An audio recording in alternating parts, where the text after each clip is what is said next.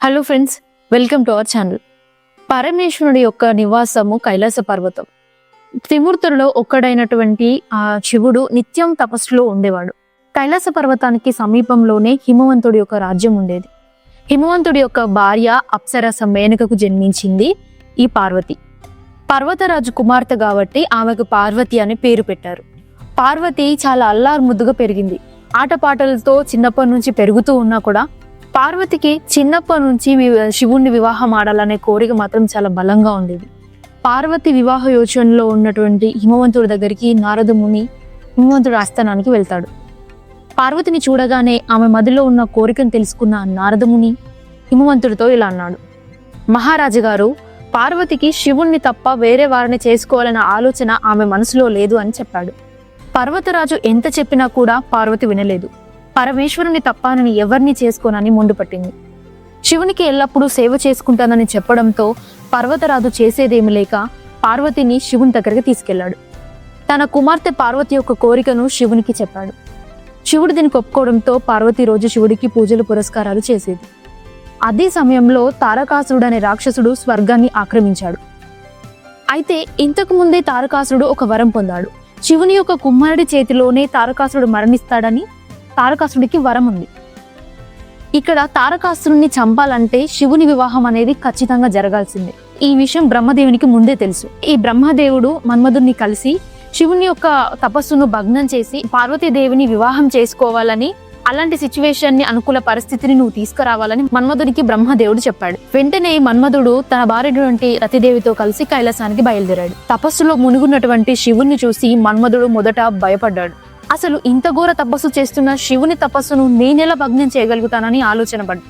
అయితే ఇదే సమయంలో పార్వతీదేవి శివునికి పూజ చేస్తుంది. అలాంటి సిచ్యువేషన్ లో ఈ మన్మధుడు శివుని మీదకి బాణాలు విసిరాడు. దీంతో తపస్సు భగ్నమైన శివుడు కోపంతో మూడో కన్ని తెరిచి చూడగా ఆ మంట నుంచి వెలువడిన మంటలలో మన్మధుడు కాలిబూడిదైపోయాడు. మళ్ళీ తిరిగి శివుడు తపస్సులో మునిగిపోయాడు. అయితే ఇదంతా చూసిన పార్వతీదేవి భయంతో తన మనసులో ఒకటి అనుకుంది: ఎలాగైనా నేను శివుణ్ణి పెళ్లి చేసుకోవాలి అని అంటే భక్తితో మాత్రమే అది సాధ్యమవుతుందని అనుకుంది. అందుకోసం పార్వతి తను కూడా శివుణ్ణి ధ్యానిస్తూ తపస్సు చేయాలని నిర్ణయించుకుంది. ఇదే సమయంలో పార్వతికి ఒక ముని ఎదురుపడ్డాడు. ఇంత అందమైన వయసులో, ఇంత చిన్న వయసులో నువ్వు ఆ తపస్సు చేయాల్సిన అవసరం నీకేంటి అని అడిగాడు. పార్వతీదేవి దానికి సమాధానంగా, నేను ఎట్లనైనా శివుణ్ణి పెళ్లి చేసుకోవాలనుకుంటున్నాను, అందుకే నేను శివునికి దగ్గర అవ్వడానికి ఇలాంటి పూజలు తపస్సును చేస్తున్నానని మునికి చెప్పింది. సో ఆ ముని ఏమన్నాడు అని అంటే, అది ఎప్పటికైనా కూడా నువ్వు శివుణ్ణి పెళ్లి చేసుకోవడం అనేది జరగని పని అని చెప్పాడు. శివుడు ఒక గొప్ప మోసగాడని, అతని కోసం నీ సమయాన్ని వేస్ట్ చేసుకోవద్దని ఈ ముని పార్వతికి చెప్పాడు. శివుని ఎట్లనైనా నువ్వు పెళ్లి చేసుకోవద్దు అని పార్వతికి నచ్చజెప్పడానికి ముని చాలాసేపు ప్రయత్నించాడు. కానీ చివరికి విఫలమయ్యాడు.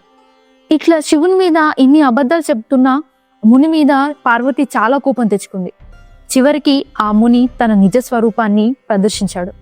అతను మరెవరో కాదు, సాక్షాత్తు పరమశివుడే. పార్వతిని పరీక్షించడానికి తాను మారువేషంలో మునిలాగా వచ్చాడు.